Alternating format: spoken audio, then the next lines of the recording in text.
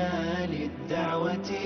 لله رب العالمين. الحمد لله رب العالمين والعاقبة للمتقين ولا عدوان إلا على الظالمين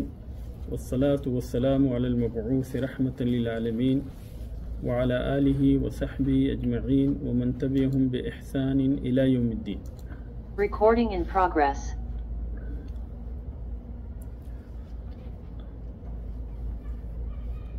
رمضان کے بعد آج یہ پہلی کلاس ہے اور اسے ہم بہتر بنانے کے لیے کہ ہماری یہ کلاس مزید بہتر ہو، انشاءاللہ کل سے سوال و جواب کا سلسلہ بھی کلاس کے دوران شروع کریں گے اور اس کی ذمہ دار ارم اور ماریاں ہوں گی جو کہوت کے اوپر یعنی آپ لوگوں سے سوال کریں گے اور فوری طور پہ آپ لوگوں کو جواب دینا ہوگا۔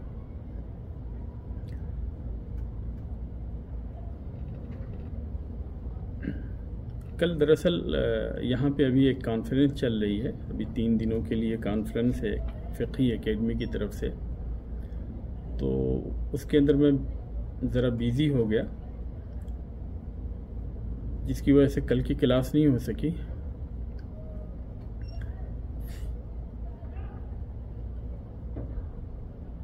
الحمدللہ رمضان کے بعد آج ہماری یہ پہلی کلاس ہے اور اس کے اندر سورۃ الطارق کی مختصر تفسیر بیان کی جائے گی۔ سورۃ الطارق یہ مکی صورت ہے اور اس صورت کے بارے میں نبی کریم صلی اللہ علیہ وسلم سے یہ حدیث ثابت ہے، جابر بن عبداللہ رضی اللہ تعالی عنہما کی روایت ہے نسائی کے اندر، قال صلی معاذ المغرب فقرأ البقرۃ والنساء،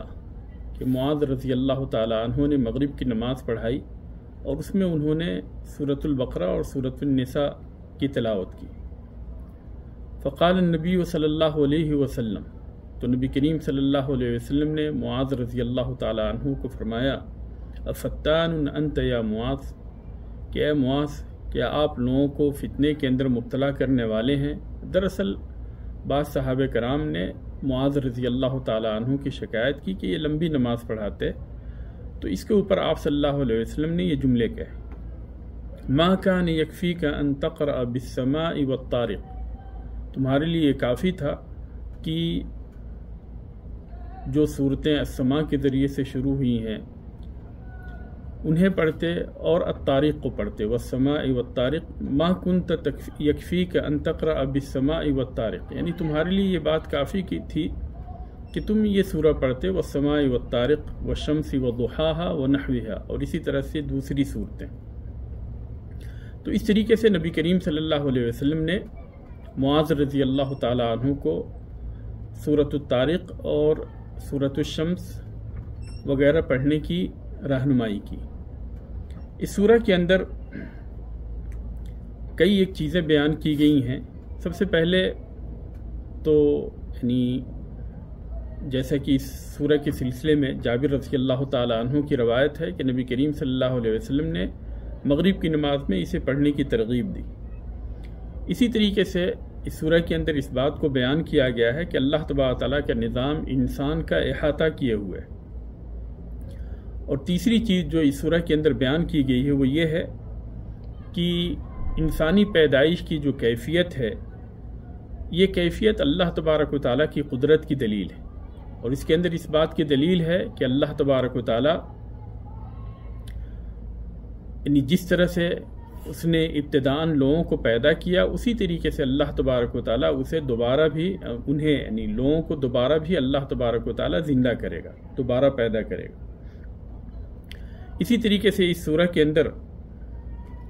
اس چیز کی وضاحت کی گئی ہے کہ قیامت کے دن انسان کو کسی طرح کی طاقت حاصل نہ ہوگی، نہ تو وہ خود اپنے آپ اپنی مدد کر سکتا ہے اور نہیں کوئی دوسرا اس کی مدد کر سکتا۔ تو سب سے پہلے اس سورہ کی تلاوت کرتے ہیں۔ اعوذ باللہ من الشیطان الرجیم، بسم اللہ الرحمن الرحیم، والسماء والطارق وما ادراک ما الطارق النجم الثاقب ان كل نفس لما عليها حافظ فلينظر الإنسان مما خلق من ماء دافق يخرج من بين الصلب والترائب إنه على رجعه لقادر يوم تبلى السرائر فما له من قوة ولا ناصر۔ اللہ تبارک و تعالیٰ نے اس سورہ کے اندر سب سے پہلے آسمان کی قسم کھائی ہے، والسماء والطارق، کی قسم ہے آسمان کی اور رات کو نمودار ہونے والے کی، وما ادراک ما الطارق، اور آپ کو کیا معلوم کہ وہ رات کو نمودار ہونے والا کیا ہے، النجم الثاقب، وہ روشن ستارہ ہے، ان کل نفس لما علیہا حافظ، کوئی جان ایسی نہیں جس پر کوئی نگہباں فرشتہ مقرر نہ ہو، فلینظر الانسان مما خلق، تو انسان کو غور و فکر کرنا چاہیے کہ وہ کس چیز سے پیدا کیا گیا ہے، خلق من ماء دافق، وہ ایک اچھلتے ہوئے پانی سے پیدا کیا گیا ہے، یخرج من بین الصلب والترائب، جو پیٹھ اور سینے کے بیچ سے نکلتا ہے، انہ علی رجعہ لقادر، یقیناً وہ اللہ تبارک و تعالیٰ اسے دوبارہ پیدا کرنے پر قادر ہے، یوم تبلی السرائر، جس دن دلوں کے بھید جانچے جائیں گے، فما لہ من قوت ولا ناصر، اس وقت انسان کے پاس نہ خود اپنی کوئی طاقت ہوگی اور نہ کوئی دوسرا اس کا مددگار ہوگا، والسماء ذات الرجع، قسم ہے بارش والے آسمان کی، والارض ذات الصدع، اور قسم ہے اس زمین کی جو نباتات اگتے وقت پھٹ جاتی ہے، انہ لقول فصل، بے شک یہ قرآن قول حق ہے، وما هو بالحزر، اور یہ ہنسی مذاق کی بات نہیں، انہم یکیدون کیدا، البتہ یہ کافر چالیں چل رہے ہیں، وَأَكِيدُ كَيْدًا، اور میں بھی ایک چال چل رہا ہوں، فَمَهِّلِ الْكَافِرِينَ أَمْهِلْهُمْ رُوَيْدًا، تو آپ ان کافروں کو ذرا مہلت دے دیجئے، تھوڑی دیر کے لیے انہیں چھوڑ دیجئے۔ اس سورہ کے اندر اللہ تبارک و تعالیٰ نے شروع کی آیتوں کے اندر، شروع کی 10 آیتوں کے اندر سب سے پہلے آسمان کی قسم کھائی ہے، اور آسمان کی قسم کھا کر اللہ تبارک و تعالیٰ نے اس چیز کے اوپر زور دیا ہے کہ اللہ تعالیٰ کے نظام انسان کا چاروں طرف سے احاطہ کیے ہوئے ہے، اور انسان ہر طرف سے اللہ تبارک و تعالیٰ کے نظام کے اندر گھرا ہوا ہے۔ چنانچہ اللہ تبارک و تعالیٰ نے آسمان اور آسمان کے اندر ستاروں کی قسم کھاتے ہوئے کہا، والسماء والطارق، کی قسم ہے آسمان کی اور طارق کی، یعنی رات کو نکلنے والے کی۔ پھر اس کے بعد میں اللہ تبارک و تعالیٰ نے خود ہی پوچھا، وما ادراک ما الطارق، کہ آپ کو کیا معلوم کہ طارق کیا ہے، اور اس طارق کی تفسیر کرتے ہوئے اللہ تبارک و تعالیٰ نے فرمایا، النجم الثاقب، یہ ایک روشن ستارہ ہے، اور نجم کو، تارے کو، ستارے کو طارق اس لیے کہتے ہیں کہ یہ رات کو نکلتا ہے اور دن کے اندر چھپ جاتا ہے، اور یہ تفسیر قتادہ وغیرہ سے آئی ہے، اور اسی طریقے سے یعنی اس تفسیر کی تائید نبی کریم صلی اللہ علیہ وسلم کی اس حدیث سے ہوتی ہے کہ آپ صلی اللہ علیہ وسلم نے رات کے اندر اچانک، انسان اگر سفر پہ ہو تو اچانک رات میں گھر واپس لوٹنے سے منع فرمایا ہے، یعنی جب تک کہ گھر والوں کو خبر نہ دے دیں، اچانک جو ہے رات میں گھر کے اندر واپس نہ لوٹے، جیسے کہ آپ صلی اللہ علیہ وسلم نے ایک حدیث کے اندر اس کی وضاحت فرمائی۔ اور اسی طریقے سے الثاقب کی تفسیر کے اندر ابن عباس رضی اللہ تعالی عنہما کہتے ہیں، الثاقب المضی، روشن ستارے کو ثاقب بولتے ہیں، اور اکرمہ نے کہا ہے کہ وہ روشن ہے اور ساتھ ہی ساتھ شیطان کو جلانے والا ہے، کیونکہ اللہ تبارک و تعالیٰ ستاروں کے ذریعے سے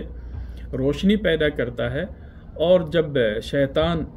اللہ تبارک و تعالیٰ کی وحی کو سننے کی کوشش کرتے ہیں تو اللہ تبارک و تعالیٰ انہی کے ذریعے سے انہیں مارتا ہے۔ ان کل نفس لما علیہا حافظ،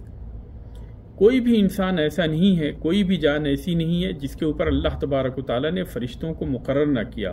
اس کی حفاظت کے لیے۔ ایک تو منکر اور ایک تو کرامن کاتبین ہیں جو کہ انسان کے دائیں اور بائیں ہوتے ہیں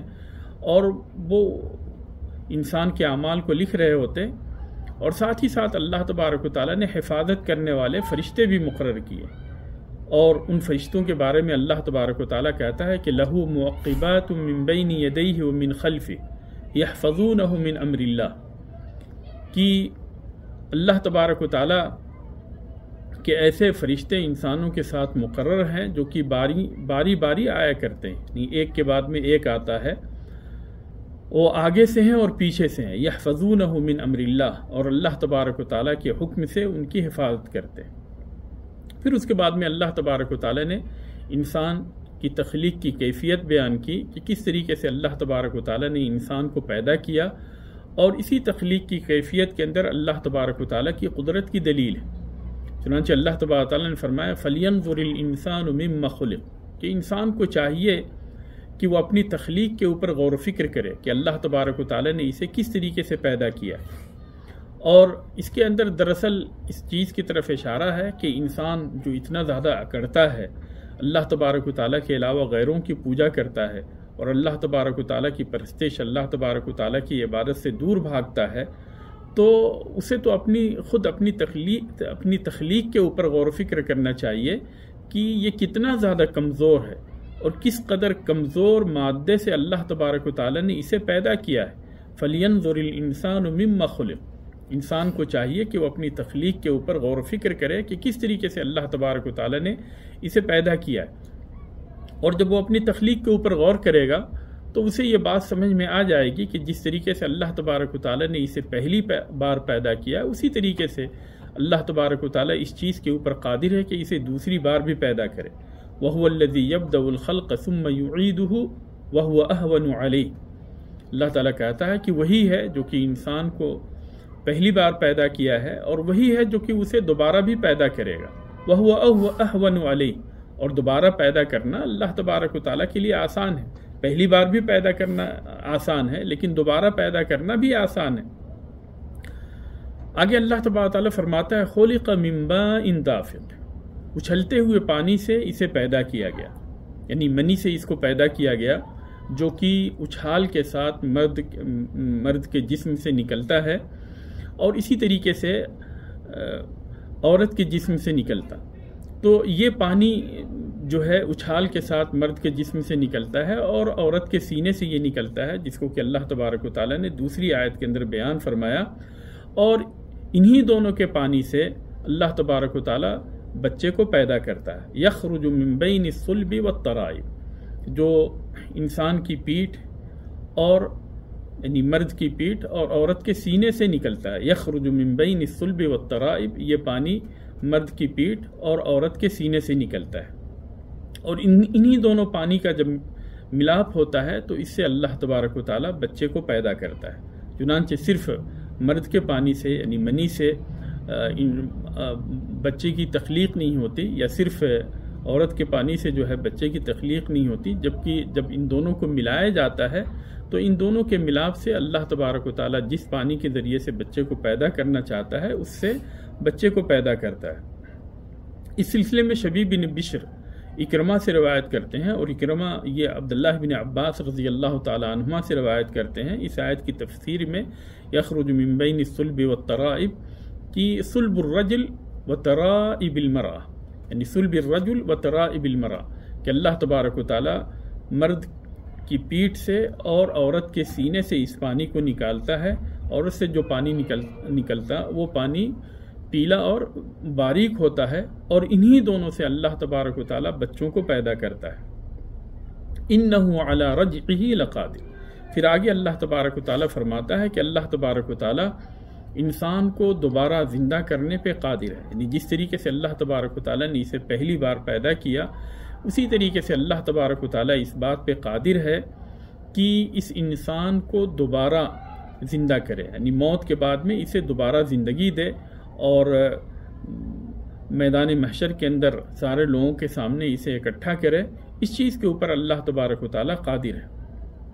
اس کی ایک تفسیر یہ بھی کی گئی ہے یعنی جس طریقے سے اللہ تبارک و تعالیٰ نے اس پانی کو پیٹ سے نکالا، اسی طریقے سے اللہ تبارک و تعالیٰ اس پانی کو دوبارہ پیٹ کے اندر واپس کرنے پہ بھی قادر ہے۔ لیکن یہاں پہ آیت کی مناسبت یہ بھی معنی صحیح ہے، لیکن جو سیاق ہے، سیاق کے اعتبار سے یہ معنی زیادہ قوی ہے کہ اللہ تبارک و تعالیٰ جس طریقے سے اس انسان کو اس دنیا کے اندر پیدا کیا ہے، اسی طریقے سے موت کے بعد دوبارہ اسے زندہ کرنے پہ قادر ہے۔ پھر آگے اللہ تبارک و تعالیٰ نے اس چیز کی وضاحت کی ہے کہ قیامت کے دن انسان کے پاس کسی طرح کی کوئی طاقت نہیں ہوگی اور نہیں کوئی اس کا مددگار ہوگا، بلکہ اللہ تبارک و تعالیٰ نے فرمایا یوم تبلی السرائر، کہ قیامت کے دن ساری کی ساری چیزیں واضح کر دی جائیں گی، دل کے جو بھید ہیں ان کی جانچ پڑتال ہوگی، اور جو بھی چیز چھپی ہوئی تھی وہ ساری کی ساری چھپی ہوئی چیزیں قیامت کے دن ظاہر کر دی جائیں گی۔ چنانچہ کوئی چیز مخفی نہیں رہے گی، بلکہ ساری کی ساری چیزیں واضح ہو جائیں گی۔ اور اس سلسلے میں صحیح بخاری اور صحیح مسلم کے اندر عبداللہ بن عمر رضی اللہ تعالی عنہما سے روایت ہے کہ رسول اللہ صلی اللہ علیہ وسلم نے فرمایا یرفع لکل غادر لواء عند دستہ، کہ ہر دھوکہ دینے والے کے اس کے پچھلے حصے پہ ایک جھنڈے کو بلند کیا جائے گا، یقال هذه غدرۃ فلان ابن فلان، اور کہا جائے گا کہ یہ فلاں ابن فلاں کا دھوکہ ہے۔ تو اس طریقے سے اللہ تبارک و تعالی ہر کسی کی راز کو اللہ تبارک و تعالیٰ ظاہر کر دے گا، لوگوں کے بھید کو اللہ تبارک و تعالیٰ ظاہر کر دے گا، اور کوئی چیز مخفی نہیں رہے گی، بلکہ اس نے جو کچھ بھی اس دنیا کے اندر کیے ہوں گے وہ ساری کی ساری چیزیں لوگوں کے سامنے واضح ہو جائے گی۔ ہاں، اللہ تبارک و تعالیٰ اپنے جو خاص بندے ہیں جن کے اوپر اللہ تبارک و تعالیٰ نے دنیا کے اندر پردہ ڈالا، ان کے گناہوں کے اوپر پردہ ڈالا، قیامت کے دن بھی اللہ تبارک و تعالیٰ ان کے گناہوں کے اوپر پردہ ڈالے گا۔ اور جیسا کہ حدیث کے اندر آتا ہے کہ اللہ تبارک و تعالیٰ اپنے بندے سے قریب ہوگا اور اس سے سرگوشی کرے گا، اور اس کو اس کے گناہوں کو یاد دلائے گا کہ اس کو یاد کرو، اسے یاد کرو، اسے یاد کرو، یہاں تک کہ جب وہ ان سارے گناہوں کا اعتراف کر لے گا اور یہ سوچنے لگا کہ اب تو وہ ہلاک ہو گیا، تو اللہ تبارک و تعالیٰ اسے کہے گا کہ سترتھا علیک فی الدنیا، کہ میں نے دنیا کے اندر تمہارے ان گناہوں کے اوپر پردہ ڈالا، اور آج بھی میں تمہیں تمہارے ان گناہوں کے اوپر پردہ ڈالوں گا۔ اللہ تبارک و تعالیٰ ہمیں اپنے ان بندوں میں سے بنائے کہ جنہیں اللہ تبارک و تعالیٰ جن کے گناہوں کے اوپر پردہ ڈالے گا، اور جن کا آسان حساب کرتے ہوئے اللہ تبارک و تعالیٰ جنہیں جنت کے اندر داخل کر دے گا۔ اللہ تبارک و تعالیٰ ہمیں اپنے ان بندوں میں سے بنائے کہ جن کا بلا حساب و کتاب جنت کے اندر استقبال ہو، اور جن کے گناہوں کو اللہ تبارک و تعالیٰ معاف فرما دے۔ آگے اللہ تبارک و تعالیٰ فرماتا ہے فما له من قوت ولا ناصر، کہ یہ انسان جو کہ دنیا کے اندر اتنا اکڑتا ہے اور اللہ تبارک و تعالیٰ کی نافرمانی کرتا ہے، اللہ تبارک و تعالیٰ کے ساتھ گناہ پہ گناہ کیے جاتا ہے، قیامت کے دن یہ اپنی مدد نہیں کر پائے گا۔ فما له من قوت ولا ناصر، کہ قیامت کے دن اس انسان کے پاس نہ تو کسی طرح کی کوئی طاقت ہوگی، قوت ہوگی کہ جس کے ذریعے سے یہ خود اپنے آپ کی مدد کر سکے، ولا ناصر، اور نہیں باہر سے کوئی اس کی مدد کرنے والا ہوگا، اس کی کوئی حمایت کرنے والا ہوگا کہ جو اس کی مدد کرے۔ تو قیامت کے دن انسان بے یار و مددگار ہوگا، اس کے لیے اس کے وہی اعمال فائدہ پہنچانے والے ہوں گے جو اس نے دنیا کے اندر نیک اعمال کیے ہوں گے، اور اگر برے اعمال کر کے وہاں پہ اللہ تبارک تعالیٰ کے سامنے حاضر ہوا ہوگا تو پھر کوئی بھی اس کی مدد کرنے والا نہیں۔ والسماء ذات الرجع، پھر آگے اللہ تبارک و تعالیٰ نے آسمان کی قسم کھاتے ہوئے فرمایا کہ والسماء ذات الرجع، کی قسم ہے بارش والے آسمان کی۔ اور اس کی تفسیر کے اندر یہ بھی کہا گیا ہے، یعنی یہاں پہ اللہ تبارک و تعالیٰ نے قرآن کے یعنی آسمان، بارش والے آسمان اور اسی طرح سے زمین کی قسم کھاتے ہوئے اللہ تبارک و تعالیٰ نے قرآن کی حقیقت اور قرآن کی سچائی کی وضاحت فرمائی ہے کہ یہ قرآن اللہ تبارک و تعالیٰ کی طرف سے ہے۔ چنانچہ اللہ تبارک و تعالیٰ نے آسمان کی قسم کھاتے ہوئے کہا والسماء ذات الرجع، کہ بارش والے آسمان کی قسم۔ رجع یہ مطر ہے، یعنی بارش کو رجع بولتے ہیں، اور اسی طرح سے اس کے بارے میں یہ بھی کہا گیا ہے رجی کی تفسیر میں کہ یہ وہ بدلی ہے جس کے اندر بارش ہو، اور ایک تفسیر اس کی یہ بھی کی گئی ہے کہ بار بار ہونے والی بارش۔ تو وہ سماء ذات الرجع کا مطلب یہ ہے کہ قسم ہے آسمان کی، یعنی بارشوں والے آسمان کی قسم۔ اور قتادہ نے اس آیت کی تفسیر کے اندر یہ کہا ہے کہ ہر سال جو ہے بارش ہوتی ہے جس کے ذریعے سے اللہ تبارک و تعالی لوگوں کو سال بھر کے لیے اناج دیتا ہے، ورنہ یہ سارے کے سارے لوگ ہلاک و برباد ہو جائیں، یعنی لوگ ہلاک و برباد ہو جائیں اور اسی طرح سے چوپائے ہلاک و برباد ہو جائیں، لیکن اللہ تبارک و تعالی بارش کے ذریعے سے انہیں زندہ رکھتا ہے۔ والارض ذات الصدع، اور اس زمین کی قسم جو نباتات کے اگتے وقت پھٹ جاتی ہے، صدع یعنی جس کے اندر ذات الصدع یعنی پھٹنے والی زمین، یعنی جب پودے نکلتے ہیں، نباتات نکلتے ہیں تو یہ زمین سے پھٹ کر یہ نکلتے ہیں، یہ سارے کے سارے پودے جو ہے زمین سے پھٹ کر نکلتے ہیں، اور اس کی پھٹن کو ہم دیکھتے ہیں۔ تو اللہ تبارک و تعالیٰ نے اس کی قسم کھائی ہے کہ اس زمین کی قسم جو کہ نباتات کے نکلتے وقت، پودوں کے نکلتے وقت پھٹ جاتی۔ ابن عباس نے اس کی یہی تفسیر کی ہے کہ ذات الصدع کا مطلب یہ ہے کہ پودے کے نکلتے وقت اس زمین کا پھٹ جانا، اور یہی چیز سعید ابن جبیر، اکرمہ، ابو مالک، ضحاک، حسن، قتادہ، سدی اور دوسرے مفسرین نے بھی اس آیت کی تفسیر کے اندر یہی بات کہی ہے، انہ لقول فصل، یقیناً یہ قرآن قول فصل ہے، یعنی حق ہے، اس کے حق ہونے کے اندر کسی بھی طرح کا شک و شبہ نہیں۔ اللہ تبارک و تعالیٰ نے حق کے ساتھ اس قرآن کو نازل فرمایا ہے، اور اس کی تفسیر یہ بھی کی گئی ہے کہ حکم عدل، کہ اس کے اندر جو حکم ہے یہ عدل ہے، یعنی انصاف پر مبنی حکم ہے۔ وما هو بالحسن، اور یہ قرآن کوئی ہنسی مذاق کی بات نہیں، بلکہ یہ اللہ تبارک و تعالیٰ کی طرف سے نازل کی ہوئی کتاب ہے، نازل کیا ہوا قرآن ہے، اور یہ حق ہے، حق کے اوپر مبنی ہے، اس کے اندر ہنسی مذاق والی کوئی بات نہیں۔ پھر آگے اللہ تبارک و تعالیٰ نے فرمایا کہ یہ کافر لوگ جو ہیں لوگوں کو اللہ تبارک و تعالیٰ کی کتاب سے، حق سے دور کرنے کی کوشش کرتے ہیں، اور لوگوں کو اللہ تبارک و تعالیٰ کے راستے سے روکتے ہیں، اور اس کے لیے وہ طرح طرح کی چالیں چلا کرتے ہیں۔ انہم یکیدون کیدا، یہ کافر لوگوں کو اللہ تبارک و تعالیٰ کی دعوت سے روکنے کے لیے، قرآن سے روکنے کے لیے، اللہ تبارک و تعالیٰ کی دین سے روکنے کے لیے طرح طرح کی چال چلتے ہیں۔ وہ عقید و قیدہ، اور اللہ تبارک و تعالیٰ کہتا ہے کہ میں بھی چال چلے جا رہا ہوں، یعنی اللہ تبارک و تعالیٰ کے لیے مکر یا قید کا استعمال ڈائریکٹ نہیں کیا جاتا، لیکن جب کافروں کے مکر اور ان کی قید، ان کی چال کا تذکرہ ہوتا ہے تو اس کے بالمقابل اللہ تبارک و تعالیٰ بھی بیان کرتا ہے کہ جس طرح سے وہ چال چل رہے ہیں اسی طرح سے میں بھی چال چلتا ہوں۔ فمہل الکافرین امہلہم رویدا، تو کافروں کو مہلت دے دیجئے اے نبی، کافروں کو مہلت دے دیجئے، امہلہم رویدا، اور انہیں تھوڑا سا وقت دے دیجئے، یعنی اس تھوڑے وقت میں یہ لوگ دنیا کے اندر ہنسی مذاق کر لیں، ٹھٹھے کر لیں، اور اسی طرح سے موج مستی کر لیں، لیکن اللہ تبارک و تعالیٰ قیامت کے دن اور اسی طرح سے مرنے کے بعد جب وہ اس دنیا سے منتقل ہو کر برزخ کی زندگی کے اندر جائیں گے تو وہیں سے اللہ تبارک و تعالیٰ ان کا استقبال شروع کر دے گا، اور ان کا استقبال جو ہے عذاب سے ہوگا، سختیوں سے ہوگا، ہلاکت سے ہوگی۔ تو اس طریقے سے اللہ تبارک و تعالیٰ نے کہا کہ انہیں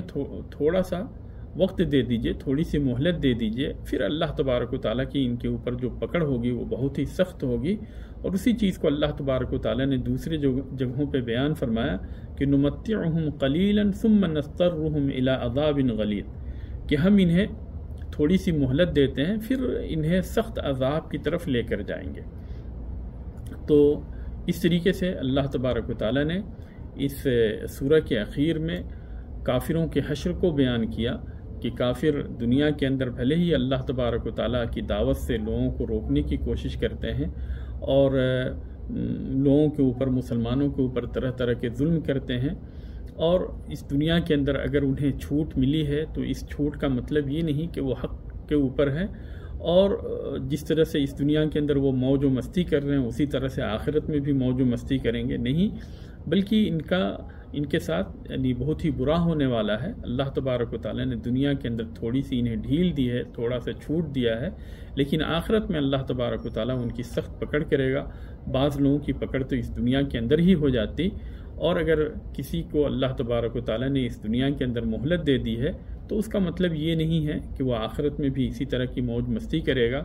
بلکہ آخرت میں اللہ تبارک و تعالیٰ اس کی پکڑ کرے گا اور اس کی پکڑ نہایت ہی سخت ہوگی۔ پھر آخرت میں یہ لوگ اللہ تبارک و تعالیٰ کے عذاب سے چھٹکارا نہیں پائیں گے، اور نہیں ان کا کوئی وہاں پہ مددگار ہوگا، اور نہیں خود ان کے پاس اتنی طاقت ہوگی کہ وہ اپنی مدد خود کر سکیں۔ اس لیے ہمیں ہر حالت میں اللہ تبارک و تعالیٰ کی عبادت کرنی چاہیے۔ اللہ تبارک و تعالیٰ کی عبادت کرتے ہوئے اسی کے لیے دین کو خالص کرنا ہمارے لیے ضروری ہے، اور یہ بھی ضروری ہے کہ ہم اللہ تبارک و تعالیٰ کی عبادت نبی کریم صلی اللہ علیہ وسلم کی سنت کے مطابق کریں، کیونکہ عبادت کے اندر اگر نبی کریم صلی اللہ علیہ وسلم کی سنت کی موافقت نہ ہو اور وہ عبادت اللہ تبارک و تعالیٰ کے لیے خالص نہ ہو تو ایسے اس کے یعنی جن عبادتوں کے اندر یہ دونوں شرطیں نہیں پائی جاتی وہ عبادتیں اللہ تبارک و تعالیٰ کے ہاں قبول نہیں ہوتی۔ اللہ تبارک و تعالیٰ سے دعا ہے کہ اللہ تبارک و تعالیٰ ہمیں زیادہ سے زیادہ دین کو سمجھنے اور اس کے مطابق عمل کرنے کی توفیق عطا فرمائے۔ آج کے اس درس میں صرف اسی صورت کی تفسیر کے اوپر اکتفا کرتے ہیں۔